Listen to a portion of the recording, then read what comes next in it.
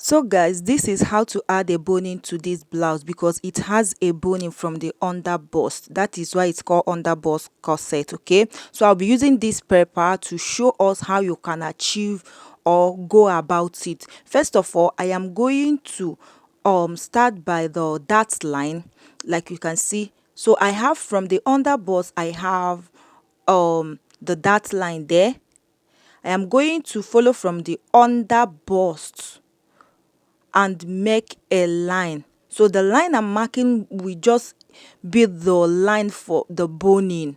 Okay, from that underboss I'm going to get the midpoint of the center line of the dart and mark another line. So this is the second line of a boning. So you are going to apply a boning to that.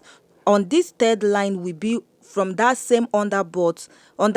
I am going to mark this same line, and that place I am going to be adding a boning to it. So if I measure it round there, I have about 3 inches gap. I'm still going to go ahead and put on this side part, but before I do that, I'll make sure that it's not affecting my allowance, the side allowance. I'll also go ahead and put another boning on this line. Okay, so if you are going to do your own, this is how you are going to do that. All right, make sure it doesn't affect your side seam. You can go ahead and add your side boning like this. You can see the way I'm marking it, but make sure it does not enter into your allowance, your side allowance. Put your side boning if you like. If you don't, just leave it like so. Okay, this is how the bone is going to be relaxing, starting from the under bust measurement. Okay, you can see the way it's relaxing. That is how your bone is going to go ahead and be starting from the under bust. You can sew this on the lining, then turn it up with your main fabric.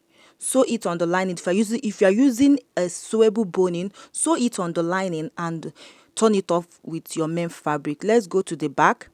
So this is the back. After joining your back, if you have a princess dart back at princess dart line at the back, after joining the back, you are going to be having a little excess on this upper part. As you can see that I'm touching it, so just go ahead and trim it out, because remember we shorten the shoulder parts. We shorten the shoulder area because the armhole, sorry, the shoulder sleeve or the shoulder length is not too much, it's not that long, so we shorten it. If you, after joining the princess dart uh line, you are going to be having excess, so go ahead and trim it up. Now from the shoulder, I'm going to measure to get the under bust measurement at the back. So if you have been following me or watching my tutorial, if I'm making a corset, I always add my under bust measurements at the back. So you see, that is why it is necessary. So from the shoulder, I measure down 13 inches to get my under bust length. I'll label it under bust. Okay, so here is the waistline.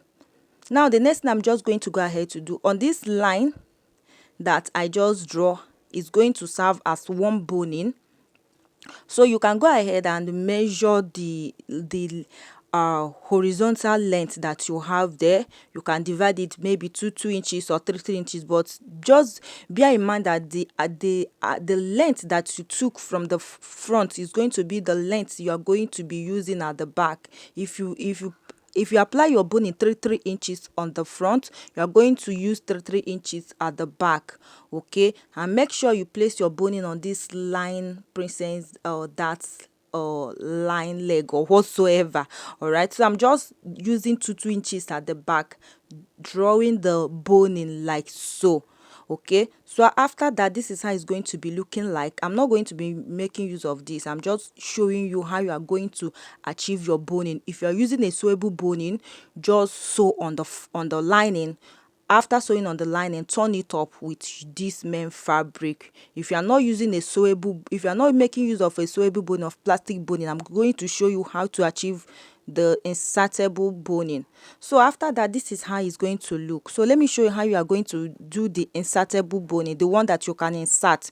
Like on this my dress, I use the plastic one, the one that you can insert. So what I did here is that after turning the blouse up with the lining, so the damper, like the half length, is still open, so I went ahead and marked the 2 inches gap for my boning and insert the boning. After inserting the boning, there is lining on inside it. After inserting this plastic boning, I went ahead to stitch it at the two side like this, like the way you see my hand going. I run a stitch on the two side to secure the boning, and also run a stitch on the upper part to make it not to be moving around on the upper part, like the under bust area. I stitch on the upper part, then I use a sellotape, like our masking tape, to wrap the mat for it not to injure me or injure your client. Okay, so insert your plastic boning, stitch by the two side, and stitch on the upper part, which is the under bust area, like from where the under bust started.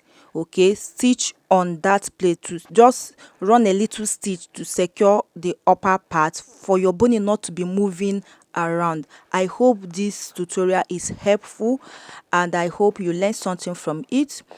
All right, see you on the next tutorial. Till then, bye for now.